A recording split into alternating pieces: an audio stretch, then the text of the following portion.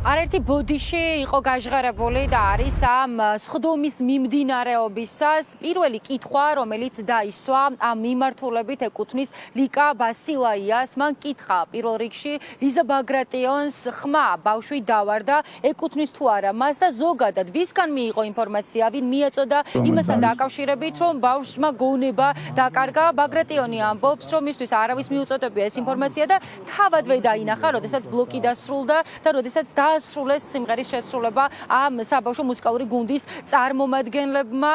იყო არაერთი ბოდიში, თავად ბაგრატიონმაც მოუხადა ბოდიში ამ ბავშვის ოჯახს და ზოგადად საზოგადოებას და შავგულიძეს უთხრა, რომ ეს ყველაფერი მან საკუთარი თვალით ნახა და ზოგადად ინფორმაცია იმასთან დაკავშირებით, რომ ბავშვი წაიქცა განსაკუთრებით უშუალოდ ამ მომენტში, როდესაც გოგონამ გონება დაკარგა, მისთვის არავის მიუწოდებია.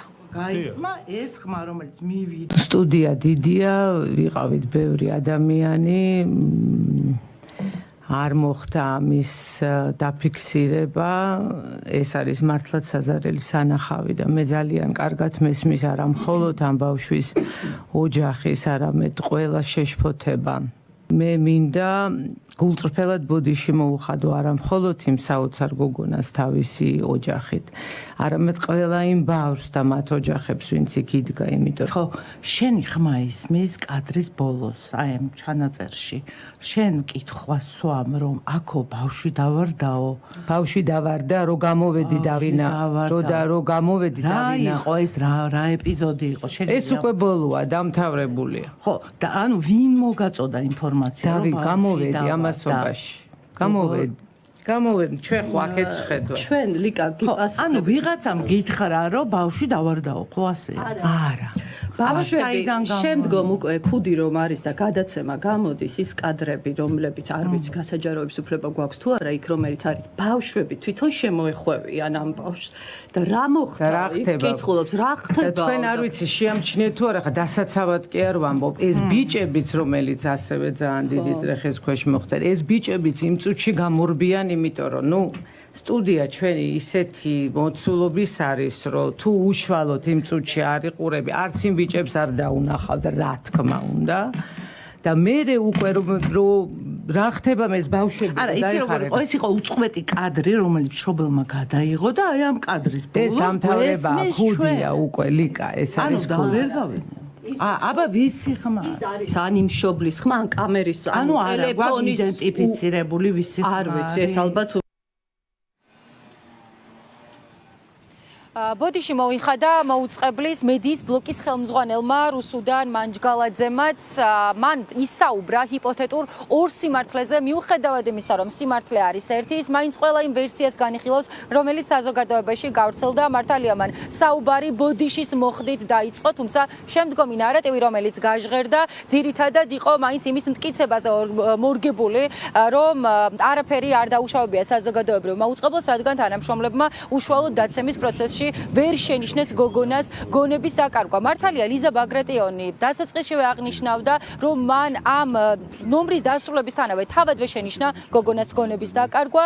მოვისმინეთ მათ შორის ისეთი კომენტარებიც უშუალოდ სხდომის მიმდინარეობისას, თითქოს სანამ ბავშვის ბებიამ არ გაავრცელა სოციალურ ქსელში ეს კადრები, მანამდე მათთვის არ იყო ამის შესახებ ცნობილი, ამიტომ თუ კი ამ ვერსიას გავყვებით, სიმართლე მათთვის ორზე ბევრად უფრო მეტია, რადგან ურთიერთგამომრიცხავი მოსაზრებები და პოზიციებიც გაჟღერდა, თუმცა ყველა ის ადამიანი, რომელიც საუბრობს ამ შეხვედრის ფარგლებში და ფორმატში, იხდის ბოდიშს, ამბობენ, რომ ძალიან შეწუხდნენ ამ შემთხვევის გამო და გარდა ამისა, დაისვა კითხვებიც იმასთან დაკავშირებითაც, თუ კი ბორდის წარმომადგენლებს კრიტიკულად განწყობილებს თავადაც ჰქონდეთ ინფორმაცია, რომ ბავშვს უნდა ჰყავდეთ მეთვალყურე, განსაკუთრებით ასეთი ნომრების დროს და პირდაპირ ეთერში, მაშინ რატომ არ მიაწოდეს ამასთან დაკავშირებით ინფორმაცია აქამდე? მოკლედ, კითხვა ბევრია, სხდომა ამ ეტაპზეც მიმდინარეობს, ჩვენ კი ამ ეტაპზე ჯერ კიდევ ვისმენთ ურთიერთგამომრიცხავ პოზიციებს. იმ მომენტში, როდესაც ეს ბავშვი ეცემა, კრანი, რომელიც უკვე გითხარით, რომ საერთო ხეზე მუშაობდა, იღებდა პირველ რიგში მდგომი ბავშვების პანორამას. 100%-ით შემიძლია გითხრათ, რომ საეთეროში მყოფი ვერც ერთი ადამიანი ვერ დაინახავდა ბავშვის დაცემას, იმიტომ რომ ამისი თეორიული შანსიც არ იყო. კიდევ ერთხელ ამბობ, პასუხისმგებელი ვარ 100%-ით ჩემს სიტყვებზე.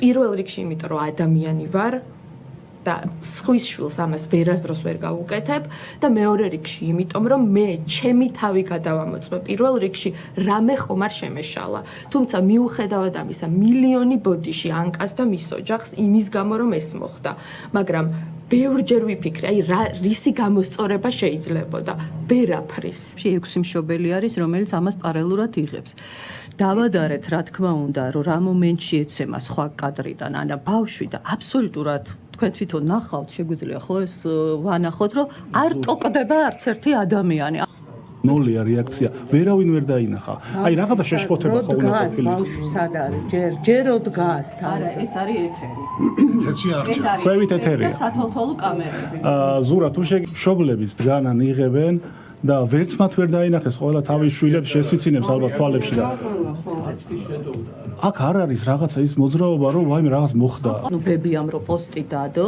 მე ჩავუგდე თავარ პროდიუსერს და იქიდან გაიგო მაგან და მე გავავრცელეთ ერთმანეთში და ღამევე დავიწყეთ ამბავი რუსიკო ყურაშვილი დაუკავშირდა მის პედაგოგს ამ ლევანს რომელმაც უთხრა რომ ერთ-ერთმა მშობელმა გადაიღო რუსო თუ მეჩლება შემისწორე ერთ-ერთმა მშობელმა გადაიღო ოღონდ თვითონ როდესაც იღებდა ეთერს უყურებდა და იმ მომენტში კადრში არ იყურებოდაო და მე დაუხედავ სამშობლოს აღმოუჩენია რომ ბავშვი ასეთ ცუდად ეცემა გადაუგზავნა ამ პედაგოგ ლევანს ვისი პასუხისმგებლობა იყო რომ გოგონას გონების დაკარგვის ფაქტი შეემჩნია ეს არის მთავარი კითხვა რომელიც ჟღერდება ამ შეხვედრის მიმდინარეობისას შეხვედრას არესწრება თინათინ ბერძენიშვილი დირექტორი საზოგადოებრივი მაუწყებლის ამასთან დაკავშირებით ვასილ მაღლაფერიძემ განმარტა რომ უფრო მეტი სითამამისა და გახსნილობისათვის არის თანამშრომლებისათვის ეს გადაწყვეტილება მიღებული იმისთვის რათა უფრო გულწრფელები იყვნენ და არ დაიძაბონ არადა ბორდის კრიტიკულად განწყობილი წევრები თავიდანვე ამბობდნენ და ჰქონდათ ვარაუდი იმასთან დაკავშირებით რომ იმიტომ არ ესწრებოდეს ბერძენიშვილი ამ სხდომას, რომ ქვედარგოლზე ცდილობდეს ისრების გადატანას საზოგადოებრივი მაუწყებელი, მოკლედ ჯერჯერობით არსებობს მხოლოდ კითხვები, პასუხი არაერთგვაროვანია, სხდომა გრძელდება, ეს არის სამუშაო შეხვედრა, ეს როგორც განგვიმარტეს არის წინასწარი მოსამზადებელი და ამის შემდეგ წესით უნდა ჩაინიშნოს უკვე საბჭოს ოფიციალური სხდომა.